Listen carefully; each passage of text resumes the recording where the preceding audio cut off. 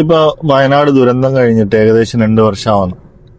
അവിടെയുള്ള ആൾക്കാർക്ക്, അവിടെ ഉണ്ടായിരുന്നുള്ള ആൾക്കാർക്ക് പുനരധിവാസം സർക്കാർ പ്രഖ്യാപിച്ചിട്ടുണ്ടായിരുന്നു. ഇതുവരെ അവർക്ക് ആ വീട് കിട്ടിയിട്ടില്ല. 2 വർഷത്തോളമായി കയറി താമസിക്കാൻ പറ്റിയിട്ടില്ല എന്നാണ് റിപ്പോർട്ടുകളൊക്കെ പറയുന്നത്. പ്രശ്നം എന്താന്ന് വെച്ച് കഴിഞ്ഞാല്, സർക്കാർ അവിടെ വീട് വെച്ച് കൊടുത്തിട്ട് അല്ലെങ്കിൽ 2 വർഷത്തോളമായിട്ട് അവിടെയുള്ള ആൾക്കാർക്ക് താമസിക്കാൻ ഒരു വീട് ആയിട്ടില്ല എന്നുണ്ടെങ്കിൽ സർക്കാരിനുള്ള അത്രയും തന്നെ ഉത്തരവാദിത്വം പ്രതിപക്ഷത്തിനുമുണ്ട്.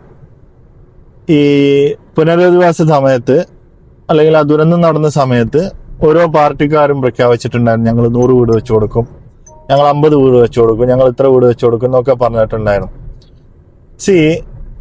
ഒരു കാര്യം പറഞ്ഞു കഴിഞ്ഞാൽ, ഈ വീട് വെച്ചു കൊടുക്കല് അല്ലെങ്കിൽ അവിടെ നടന്ന ദുരന്തത്തിന്റെ അവിടെ നടന്ന ആൾക്കാർക്ക്, അവിടെ ഉണ്ടായിരുന്ന ആൾക്കാർക്ക് പുനരധിവാസ സൗകര്യങ്ങൾ ചെയ്യേണ്ടത് ഒരിക്കലും ഒരു പാർട്ടിയുടെയും റെസ്പോൺസിബിലിറ്റി അല്ല. It's 100% government responsibility. ഗവൺമെന്റ് ചെയ്യേണ്ട കാര്യമാണ്, അത് അവരുടെ ഉത്തരവാദിത്തമാണ്. ഒരു പാർട്ടിയും ചെയ്യേണ്ടതല്ല. നമ്മൾ ടാക്സ് കൊടുക്കുന്നത് ഗവൺമെന്റിലേക്കാണ്. നമ്മൾ ടാക്സ് കൊടുക്കുന്നത് CPIM-നോ അല്ലെങ്കിൽ BJPക്കോ അതല്ലെങ്കിൽ കോൺഗ്രസിനോ മുസ്ലിം ലീഗിനോ ഒന്നുമല്ല. നമ്മൾ കൊടുക്കുന്നത് ഗവൺമെന്റിലേക്കാണ്. അപ്പൊ ഗവൺമെന്റിന്റെ ഉത്തരവാദിത്തമാണ് ഈ പറയുന്ന പോലെ ആൾക്കാരെ പുനരധിവസിപ്പിക്കുക എന്നുള്ളത്. കോൺഗ്രസ് എന്ത് ചെയ്തത്, അവരൊരു പാരലൽ ഗവൺമെന്റ് പോലെ നിന്നിട്ട് ഞങ്ങൾ ഇത്ര വീട് വെച്ച് കൊടുക്കുന്നു പറഞ്ഞ് പിരിപ്പിച്ചു, കുറെ പൈസ പിരിച്ചു, സ്ഥലം വാങ്ങി. ഇപ്പൊ വീടുണ്ടാക്കാൻ പൈസ ഇല്ല എന്നാ പറയുന്നത്. മുസ്ലിം ലീഗ് 100ഓളം വീട് വെച്ച് കൊടുത്തിട്ടുണ്ട്. ബാക്കിയുള്ള ആൾക്കാരുടെ കിടക്കും. അല്ല, ഈ 100 പേരെ അവരെങ്ങനെയാണ് ചൂസ് ചെയ്തത്, ഇതെന്തെങ്കിലും ഉണ്ടോ? ഏകദേശം 410ഓളം കുടുംബങ്ങളുണ്ട്. ബാക്കി സർക്കാർ വെച്ച് കൊടുത്തട്ടെ എന്ന് പറഞ്ഞിട്ട് 100 ഞങ്ങൾ വെച്ച് കൊടുക്കാന്നുള്ളതാണോ? അല്ല, അങ്ങനെ ഒരിക്കലും ചെയ്യരുത്. It is completely wrong. ഒരു പൊളിറ്റിക്കൽ സ്റ്റണ്ട് മാത്രമാണ്.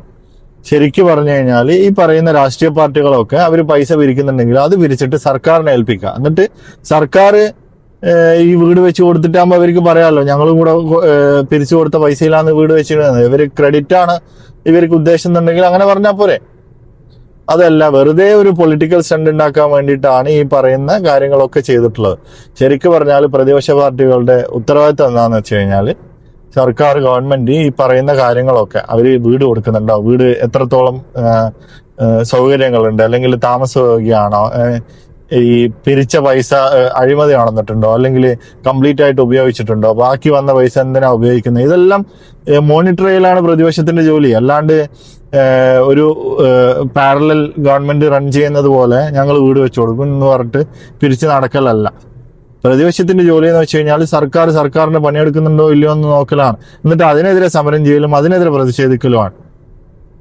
ഇത് വെറും അട്ടർ നോൺസെൻസും വെറും പൊളിറ്റിക്കൽ സ്റ്റണ്ടുമാണ് ഇപ്പൊ നടക്കുന്ന എല്ലാ കാര്യങ്ങളും. ഈ ഒരു ദുരന്തത്തിന്റെ പേരിൽ എല്ലാവരും രാഷ്ട്രീയമായിട്ട് മുതലെടുക്കുന്നതും അരാഷ്ട്രീയത കാണിക്കുന്നതുമാണ്. രാഷ്ട്രീയമായിട്ട് നല്ലോണം മുതലെടുക്കുന്നുണ്ട്. അവിടെയുള്ള ആൾക്കാരുടെ, ജനങ്ങളുടെ കണ്ണീരിന്റെ മേലാണ് ഈ പറയുന്ന കാര്യങ്ങളൊക്കെ. ഏത് പാർട്ടിക്കാരായാലും ഗവൺമെന്റിന്റെ മേൽനോട്ടത്തിലല്ലാണ്ട് നടക്കുന്ന എല്ലാ കാര്യങ്ങളും ഏത് പാർട്ടി ആയാലും ചെയ്യുന്നത് അവിടെയുള്ള ആൾക്കാരുടെ പേരിൽ രാഷ്ട്രീയ മുതലെടുപ്പ് നടക്കുന്നത് മാത്രമാണ്. അത് ഇലക്ഷൻ മുമ്പിൽ കണ്ടിട്ട്, ഓരോ നാട്ടിലും ഓരോ സമയത്തും അങ്ങനെ തന്നെയാണ്. എന്ത് ദുരന്തം നടന്നു കഴിഞ്ഞാലും ഇലക്ഷൻ മുമ്പിൽ കണ്ടിട്ട് എല്ലാ രാഷ്ട്രീയക്കാരും മുതലെടുക്കുന്നത് മാത്രമാണ്.